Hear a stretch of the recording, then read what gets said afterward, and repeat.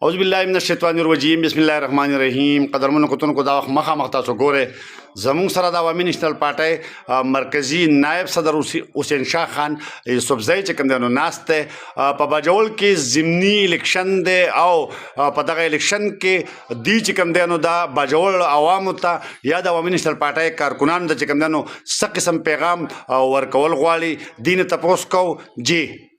औज़ुबिल्लाहि मिनश्शैतानिर्रजीम बिस्मिल्लाहिर्रहमानिर्रहीम इसरार खान तاسو ډیره زیاته مننه ډیره مهرباني د باجوړ ضمني الیکشن چې دی دا په 21م د میاشتې په 21مه نیټه باندې دی د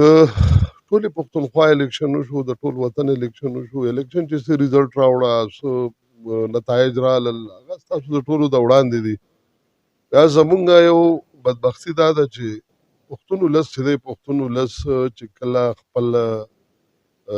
داسې د سود زیان یا د دې وخت راشي بیا په پټو سترګو فیصلې کوي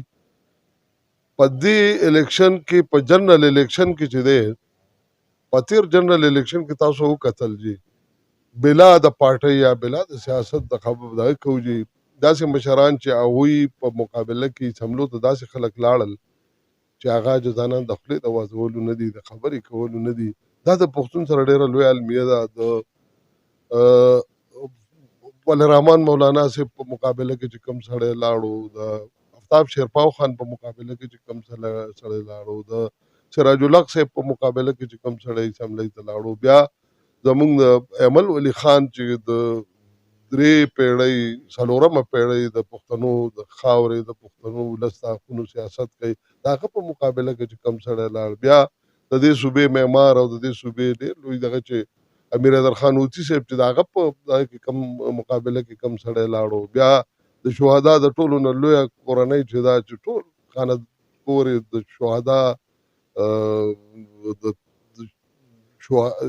د شهیدانو دا خبر لیست چې پوره لیست پروت دی د موږ بلور حاجي صاحب حاجي غلام محمد بلور صاحب د مقابله کې چې کم سړی لاړو بیا به راشو د یو زوی شهید شوی دی میا افتخار حسین د هغه چې د یو زوی شهادت د هغه په مقابله کې نو دا یوازې دا نه چې د دې قربانۍ دي خو دا خلک داسې دي چې د دې خلکو په دغه اسمبلی کې په دې پارلیمنټ کې د خلکو ضرورت دی دا د پښتون ولس غږ د پښتون ولس مقدمه د پښتون ولس اواز چې دی دا په ډېره ښه طریقه باندې رسولی شي او دا حقیقت هم ده ټول قامونه خپل مشران لیکي مونږ زه د چا دغه نه کوم خو چې کم کسان لاړل نو دا داسې دي چې دا د دغه ځایونو دپاره موضوع نه دي اوس دا د 21م چې دی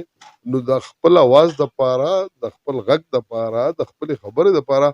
مولانا خانزیب چې دی اوکل سړی دی عالم دی پښتون دی په پښتو پښتونولۍ پوهه دی د دې علاقې په خدمت او د دې علاقې په مسلو پوهه دی بیا زموږ شاه نصیر خان چې دی د صوبې اسمبلی هغوی د دې مسلو نه خبر دي نو پکار دا ده چې په 21 فروری دا پښتانه دا ووټ چې دی دا ځان له ورکړي دا نه ده چې موږ وایو چې عوامي نیشنل پارټي دی دا د ځان له ورکړي که د مولانا خانزیب په شکل کې د نماینده ناستي که د زموږ د صوبایي اسمبلی امیدوار شاه نصیر خان په شکل کې زموږ اسمبلی کې امیدوار ناستي نو کم از کم د ولس دا ستونزې د ولس دا مسلې د ولس دا مقدمه د ولس دا دغه چې دا په ښه طریقه باندې وکړي او دا د دې خلکو کار دی نو زما د باجوړ د غیرتي پښتنو ته د پتمنو پښتنو ته د جرګو او د شملو خاوندانو ته دا یو درخواست دی چې کم از کم دې ځله دا ووټ چې دی چې تاسو مولانا خانزیب له ورکوئ تاسو شاه نصیر خان له ورکوئ نو دا ووټ داسې دی چې دا تاسو ځان له ورکړو نو دې ځله زما دې ته درخواست دی چې دا ووټ چې دی دا ځان له ورکوئ ډېره مننه